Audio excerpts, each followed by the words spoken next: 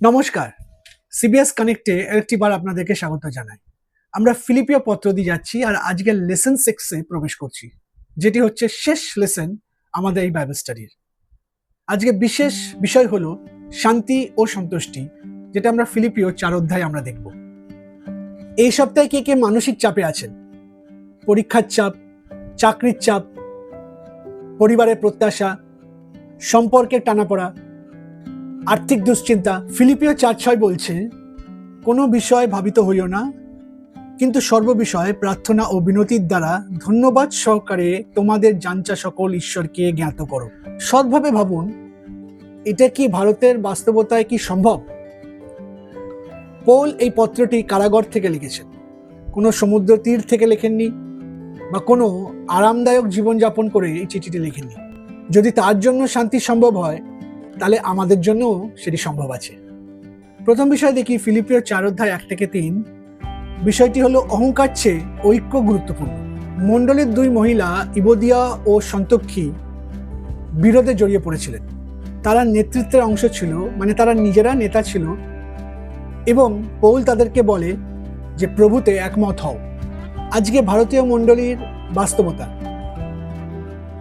উপাসনা দলের মতবিরোধ, নেতৃত্বের মধ্যে ভুল বোঝাবুঝি, হোয়াটসঅ্যাপ গ্রুপে অপ্রয়োজনীয় আলোচনা, হাউস ফেলোশিপ নীরব এবং একে অপরের সঙ্গে দূরত্ব।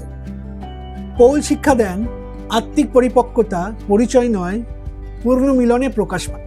কখনো কখনো আমাদের মধ্যে একজন মধ্যস্থকারী প্রয়োজন হয় এবং কখনো কখনো আমাদেরকে নিজেদেরকে নম্র করার প্রয়োজন হয়।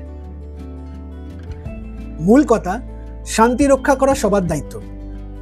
দ্বিতীয় বিষয়, প্রার্থনা উদ্বেগের প্রতিষেধক। 4:4 থেকে 7 দেখি। পৌল একটি পথ দেখান, উদ্বিগ্ন হবেন না, সব বিষয় প্রার্থনা করুন, কৃতজ্ঞতা যোগ করুন। তখন ঈশ্বরের শান্তি আমাদের হৃদয়কে রক্ষা করবেন। খেয়াল করুন রক্ষা শব্দটি।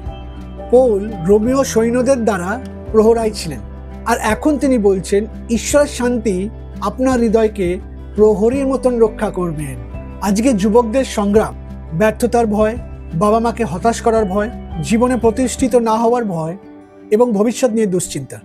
পৌল বলছে উদ্বেগ চেপে রাখবেন না, তা প্রার্থনার মাধ্যমে ঈশ্বরের কাছে সমর্পণ করুন এবং কৃতজ্ঞতা যোগ করুন।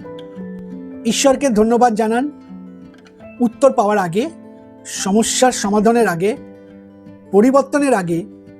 মূল কথা, উদ্বেগ নিজের সঙ্গে কথা বলে, প্রার্থনা ঈশ্বরের সঙ্গে কথা বলে। তৃতীয় বিষয়, আপনার চিন্তাভাবনা আপনার জীবন গঠন করে। 4:8 এবং 9 পদ।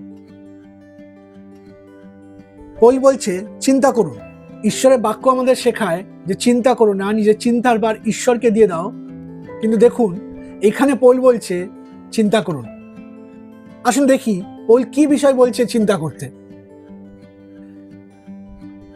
চিন্তা করুন যা সত্য, যা সম্মানজনক, যা পবিত্র, যা মনোরম, যা উৎকৃষ্ট, যা প্রশংসার যোগ্য। তিনি এইসব বিষয় নিয়ে চিন্তা করতে বলছেন।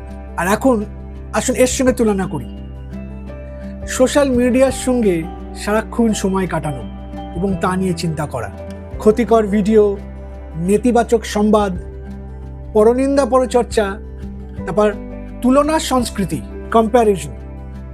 পৌল জানতেন আপনার চিন্তার জগৎ আপনার আত্মিক জীবন নিয়ন্ত্রণ করে। ভারতীয় যুবক যুবতীরা অনেক মানসিক চাপে থাকে। যদি মন দূষিত থাকে তাহলে শান্তি হারিয়ে যায়। আজকে একটা চ্যালেঞ্জ করুন নিজেকে, 7 দিনের জন্য 20 মিনিটের সোশ্যাল মিডিয়ার পরিবর্তে 20 মিনিট শাস্ত্রপাঠ ও আরাধনায় সময় দিন। দেখবেন আপনার শান্তি বৃদ্ধি পাচ্ছে। চতুর্থ বিষয়, সন্তুষ্টি শেখা যায়। 4:10 থেকে 13 পদ। পৌল বলছেন আমি সন্তুষ্ট থাকতে শিখেছি অর্থাৎ এটি স্বাভাবিকভাবে আসে না। পৌলের জীবনে ছিল ক্ষুধা, কারাবাস, প্রাচুর্য এবং অভাবও। তবুও তিনি বললেন যে যিনি আমায় শক্তি দেন তার মাধ্যমে আমি সবকিছু করতে পারি। এই পথটি ক্রিকেট জেতার জন্য নয়, সরকারি চাকরির নিশ্চয়তার জন্য নয়, এটি কঠিন সময় দৃঢ় থাকার প্রতিশ্রুতি। মূল কথা, সন্তুষ্টি সবকিছু পাওয়া নয়, সব অবস্থায় খ্রিস্টের ওপর ভরসা করা। পঞ্চম বিষয়, উদারতা ঈশ্বরের যোগান প্রকাশ করে। 4:14-19 পদ। ফিলিপিওরা পৌলকে আর্থিকভাবে অনেক সাহায্য করেছিল। পৌল এখানে বলছে যে ঈশ্বর আপনার প্রয়োজনীয় বিষয় পূর্ণ করবেন। এখানে গুরুত্বপূর্ণ বিষয় হলো সব ইচ্ছা নয়, সব প্রয়োজনের বিষয়। আজকে ভারতীয় হাউস ফেলোশিপে মণ্ডলীতে সুসমাচার প্রচারকদের সহায়তা করা, অভাবগ্রস্ত পরিবারকে সাহায্য করা, ত্যাগের মন দিয়ে দান করা, ঈশ্বর তা দেখেন, ঈশ্বর তা পুরস্কৃত করেন।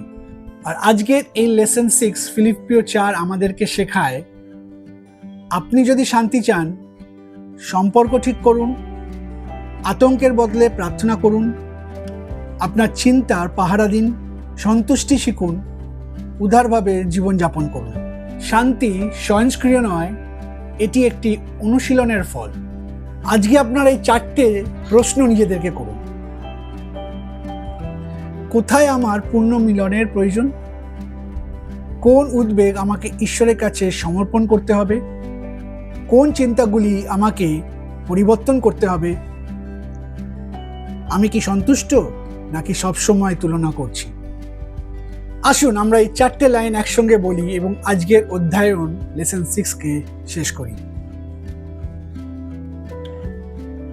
আমি উদ্বেগকে প্রত্যাখ্যান করি, আমি প্রার্থনা বেছে নিই, আমি শান্তি বেছে নিই, খ্রিস্টই যথেষ্ট।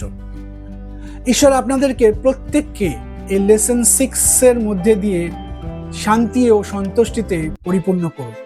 জয় যিশু।